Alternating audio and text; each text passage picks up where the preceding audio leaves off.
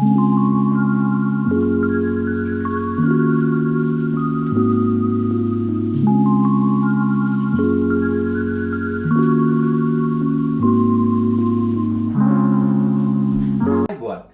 ඔබට සාදරයෙන් පිළිගන්නවා Travel with Chef YouTube channel එකට. මොන අදත් මම රෙසිපි එකක් අරන් ආවා. ඒ තමයි කොහොමද මේ Mongolian seafood rice එක හදාගන්නේ කියලා. ඔයගොල්ලෝ දන්නවා ඔයගොල්ලෝ රෙස්ටොරන්ට් වල ගියන් පස්සේ මේක මේ විදිහට ඔයගොල්ලෝ ඉල්ලලා තියෙනවා, ඔයගොල්ලෝ කාලා තියෙනවා. නමුත් අද මම ඔයගොල්ලන්ට ඔයාලටම තනියම ගෙදරදීම හදාගන්න පුළුවන් විදිහට ලේසි කරලා ඔයාලට මම කියලා දෙන්න. අපි බලමු ඒකට අවශ්‍ය මොනවද මූලික අමුද්‍රව්‍ය ටික කියලා. ඉතින් මෙතන අපිට තියෙනවා සීතල කරු බත් එකක්. හේතුව සීතල බත් එකකින් අපිට අවශ්‍ය වෙන විදියට අපිට බත් එක ෆ්‍රයි කරගන්න පුළුවන්. ඉතින් ඒකයි මේ සීතල බත් එක පාවිච්චි කරන්නේ. ඔයගොල්ලෝ ඕනනම් ප්‍රශ්නයක් තියෙන එක කරලා බලන්න නැත්නම් මේ වෙලාවේ හදපු රයිස් එකත් සීතල කරු රයිස් එකත් වෙනස මොකද කියලා. එතකොට ඒක බෙරි වෙන්න ගන්නවා කෑලි වලට කැඩලා යනවා මේ රස්නේ බත් එක ගත්තොත්. ඉතින් මේක සීතල බත් එක ගන්න අන්න ඒ නිසා. ඉතින් එතනින් මේ බත් එක තියෙනවා. ඊළඟට මෙතන ප්‍රධාන බිත්තර තියෙනවා. බිත්තර දෙකක්. ඊළඟට මෙතන තියෙනවා ස්වීට් සොය සෝස් එක. ඊළඟට කෑලි මිරිස් තියෙනවා. ජින්ජර් ගාලික් පේස්ට් එක තියෙනවා. මම පාවිච්චි කරනවා මේකට. මොකද මට මේ සී ෆුඩ් ටික අපිට පොඩ්ඩක් සීසනින් කරගන්න ඕන. ඉතින් ඒකයි ඒක පාවිච්චි කරන්නේ. ඊළඟට ලුණු ස්වල්පයක් අපිට අවශ්‍ය වෙනවා. ඊළඟට මෙතන තියෙනවා කැබේජ් තියෙනවා. ඊළඟ කැප්සිකම් තියෙනවා. කැරට් තියෙනවා. ලීක්ස් තියෙනවා. ඊළඟට ස්ප්‍රින්ග් අනියන් තියෙනවා. ඊළඟට අපිට ඔයිල් ටිකක් අවශ්‍ය වෙනවා. ඉතින් මෙන්න මේක තමයි ප්‍රධාන වශයෙන් අපිට මේකට අවශ්‍ය වෙන්නේ. තවත් ඔයාලට අවශ්‍ය නම් තව මේ චිකන් වගේ දේවල් දාන්න පුළුවන්. නමුත් මම මේක ඇත්තටම මේක සී ෆුඩ් එකක් නිසා තමයි මම සී ෆුඩ් එකක් විතර කරන්නේ. තවත් බොහෝ දේ තියෙනවා ස්වල්ප එකතු කරන්න පුළුවන්. නමුත් මේක ප්‍රධාන වශයෙන් ඔයගොල්ලෝ ගෙදරදී සොයා ගන්න පුළුවන් දේවල් තමයි මම අද ඔයගලන්ට මේකට එකතු කරගන්නේ සහ ඔයගලන්ට මේ කියලා දෙන්නේ බේසික් හදා ගන්න පුළුවන් විදියට. ඉතින් අපි බලමු කොහොමද මේක හදන්නේ කියලා. ඊළඟට මුලින්ම මම මේ සී ෆුඩ් ටික පොඩ්ඩක් සීසන් කරගන්න ලුණු ස්වල්පයක් දාලා ඊළඟට ජින්ජර් ගාලික් පේස්ට් එකෙන් ස්වල්පයක් එකතු කරනවා. ඊළඟට මේ කෑලි මිරිස් ටිකක් එකතු කරගන්නවා. ඒ වගේම මෙන්න මේ සොය සෝස් පොඩ්ඩකුත් සාන්තම් ප්‍රමාණයක් මේකට එකතු කරනවා. එකතු කරලා මේක මේ විදිහට කලවම් කරගන්නවා. ඉතින් මේ විදිහට කලවම් කරලා ඉවරලා ඊට පස්සේ දැන් අපි යනවා ඉතුරු එක මේක හදාගන්න. ඉතින් අපි මුලින්ම කරන්නේ මේ වගේ පෑන් එකක් රත් කරගෙන අපිට අවශ්‍ය වෙන ඉස්සෙල්ලා සී ෆුඩ් ටික පොඩ්ඩක් කුක් කරගන්න. ඒක ඉතින් මම තෙල් යාන්තම් පාවිච්චි කරනවා. ඒකල්ලා මේ හොඳ මේ පෑන් එක රත් වෙලා තියෙන්නේ. ඊට පස්සේ මම මේක එකතු කරනවා. බලන්න මේක දෙනම අපි මේක කරගන්නවා. ඊළඟට මගේ ළඟ තව ඉස්සෝ තියෙන ලොකු ඉස්සෝ එක. ඒකත් දානවා. මම මේක අවසානයේ තමයි එකතු කරගන්නේ. මට ඒකත් පොඩ්ඩක් මේ ඔයගලන්ට පෙන්නන්න ඕනේ. මේකෙන්ම සීසන් වෙන්න.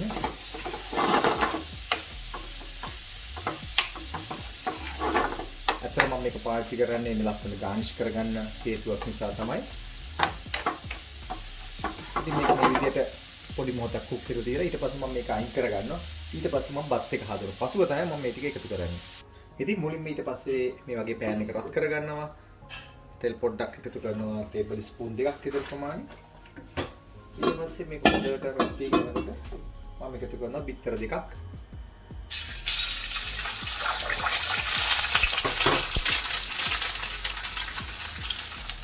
ඉතින් මේක මේ විදිහට අඩියලෙන් දෙන්න එපා. මට මේ විදිහට අපි හදාගන්න ඕනේ. මම කැරට් ටිකක් දානවා ඉස්සෙල්ලා. කැප්සිකම්, කැබේජ්,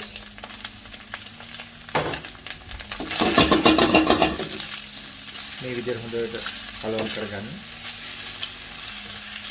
ඔයගොල්ලෝ බලයි මම බිත්තර ටිකත් එක්ක කලවම් කරන්නේ. ඇත්තට මේකත් එක්ක කරනකොට තමයි මේකේ සුවඳ හොඳ ෆ්ලේවර් එකක් එන්නේ.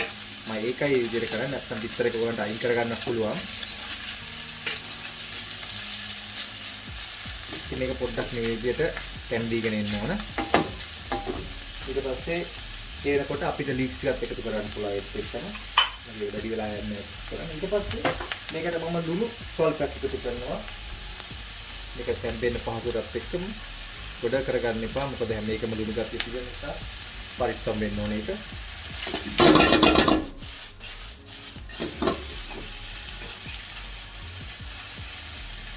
මේ දැන් ඔයගොල්ලෝ පේන ඇති මේක බාගෙට තැම්බීගෙන ඇවිල්ලා තියෙන්නේ. ඊට පස්සේ මම සීතල බත් එකත් එක්ක මම මේක මික්ස් කරගන්නවා. මතක තියාගන්න අඩිය එහෙම ඇල්ලෙන්න බෑ. හොඳට මොකද හයි හීට් මේක යන්නේ. මොකද ගින්දර අඩුවෙන් කරොත් මේකේ වතුර උනන්න ගන්නවා. ඊට පස්සේ මේක අඩිය ඇලෙන්න ගන්නවා. ඒ ගැන හොඳට කල්පනා වෙන්න ඕනේ මේ වගේ මේ ෆ්‍රයිඩ් රයිස් එකක් හදද්දි. ඔයාලා පේන ඇති මේ බලන්න අඩිය මේකේ වතුර උනන විදියක් නෑ. මොකද ගින්දර මගේ හයියෙන් යන්නේ හොඳට හයි හීට් ගින්දර තියෙනවා ඒක නිසා.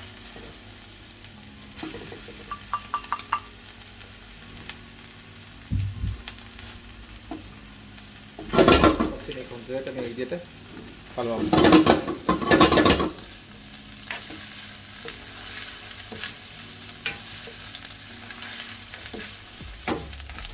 ඊට පස්සේ මම ඒකට කරනවා මේ සී ෆුඩ් ටික මේත් එක්කම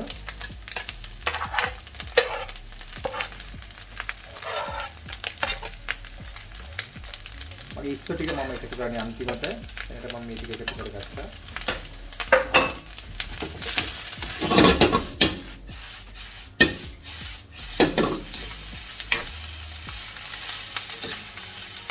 මේ හොඳට කවලම් වෙන්න. ඔයාලට පේන ඇති මේ සද්දේ ඒ විදිහට බත් එක හොඳට දැන් මේ වෙලාවේ බැදෙනවා. ඉතින් අපි අතර මේක ෆ්‍රයිඩ් රයිස් එක හදද්දි මේක අනිවාර්යෙන්ම මේක හොඳට බත් එක ඇටේ හොඳට තැම්බෙන්න ඕන. තැම්බෙනවා කියන්නේ බැදෙන්න ඕන. ඒ කියන්නේ ඊළඟට අඩිය ඔයාලට පේනවා මේ අඩිය ඔයාලට මම හැමදාම දෙන්න යන්නේ මේක අඩිය හොඳට බලන්න. මේකෙදි අඩිය ඇලෙන්න විදියක් නැහැ කිසිසේත්ම මේ විදිහට තියෙනවා. එතකොට තමයි මේක හොඳට ෆ්‍රයි වෙන්නේ.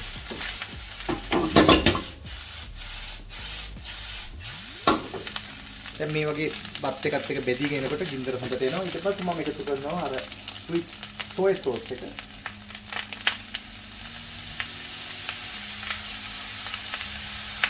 ඔක්කොම හොඳට එකතු කරගන්න.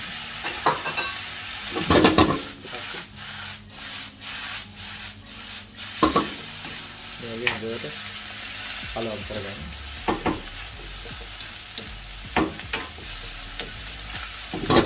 සුවඳකුත් එනවා.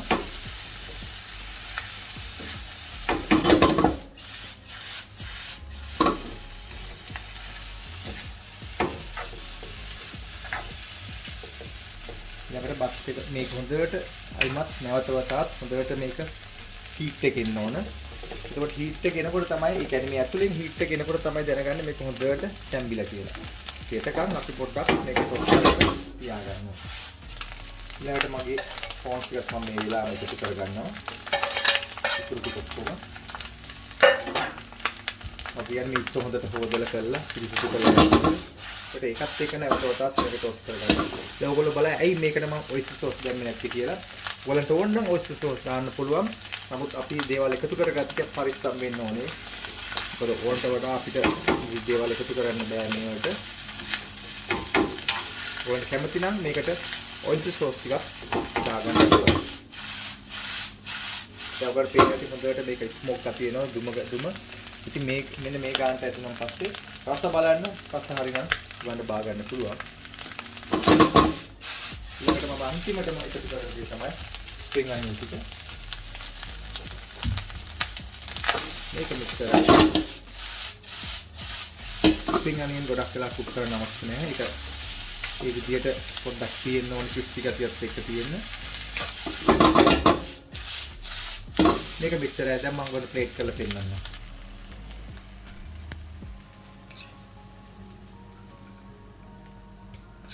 ඉතින් මේක හදද්දී හොඳට වොක් එකේ සුවඳත් එක්ක හොඳට එන්න ඕනේ මේක. එතකොට තමයි මේක ඇටෙන් ඇටේ වෙන් වෙලා තියෙන්නත් ඕන.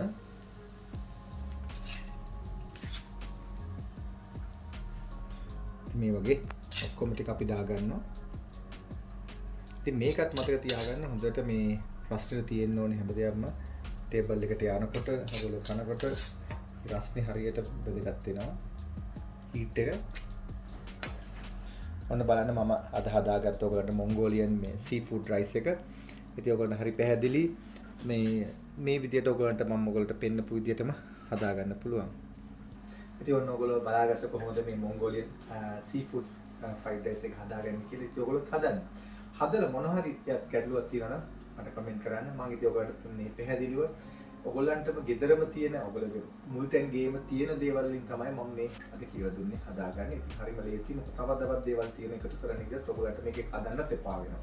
ඉතින් මම ඔයගොල්ලන්ට සරල විදියට මම අද කියලා දුන්නා. මොකද මගේ බලාපොරොත්තුවත් ඔයගොල්ලන්ට මේක සරලව කෙටියෙන් කියා දෙන්න තමයි මේ වැඩසටහනේ. ඉතින් ඒක නිසා ඔයගොල්ලන්ට යම් කිසි ගැටලුවක් තියෙනවා නම් සුපුරුදු පරිදි මට කමෙන්ට් එකක් දාන්න. ඉතින් නැවතත් මෙවැනිම අලුත්ම වීඩියෝ එකකින් හම්බෙන තුරු අදට ගිහින් එන්න ඔබට සුබ දවසක්. ආයුබෝවන්.